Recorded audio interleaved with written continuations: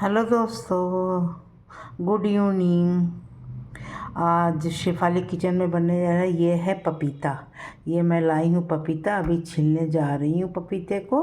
पपीते की आज ये मैं लड्डू बनाऊँगी। वैसे तो चटनी बनती है, सब्जी भी बनती है, उबाल के भी खाते हैं क्योंकि उबाल के खाने से लीवर सही रहता है। और वैसे शुगर पेशेंट के लिए तो उबला ही अच्छा रहता है। उबाल के चावल के साथ में सान के खाइए, थोड़ा सा नमक दे के, बहुत अच्छा लगता है। तो ये उबाल के भी खाते हैं, सब्जी भी बना के खाते हैं, प्लस ये दाल वाल में डाल के भी खाते हैं। बच्चों को भी दे सकते हो, बड़ों को भी दे सकते हो। लेकिन आज मैं ये बनाने जा रही हूँ मिठाई, इसकी लड्डू बनाऊंगी मैं। शेफाली किचन में एक नया रेसिपी बनने जा रहा है। ये देखिए दोस्तों, आधा किलो का ये पपीता है। ये पपीता मैंने काट के अच्छे से छील लिया है। ये देखिए, ये छीलन है, ये छीलिए। अब इसको बीच से काट के कद्दूकस करूँगी।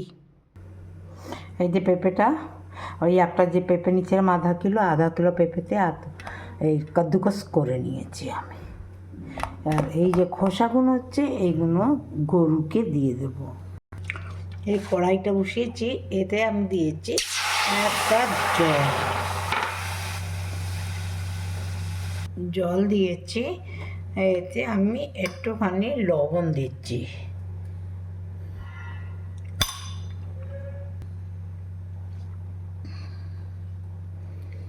এই লবণটা গলে গেছে। এবার আমি এরই মধ্যে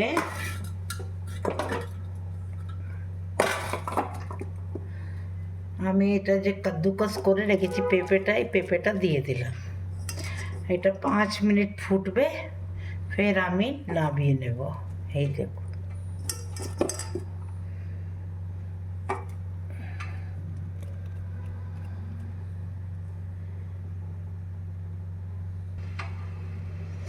এটা একটু 5 মিনিট ফুটে গেলে ফের এটা ঠান্ডা করে এটা আমি ছেঁকে নেব।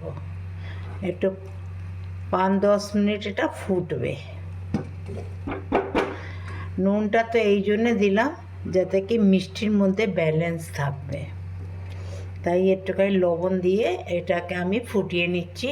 আর যেই 10 মিনিট হয়ে যাবে, ফুটে যাবে, তখন আমি এটাকে ছেঁকে নেব, জল দিয়ে বার করব।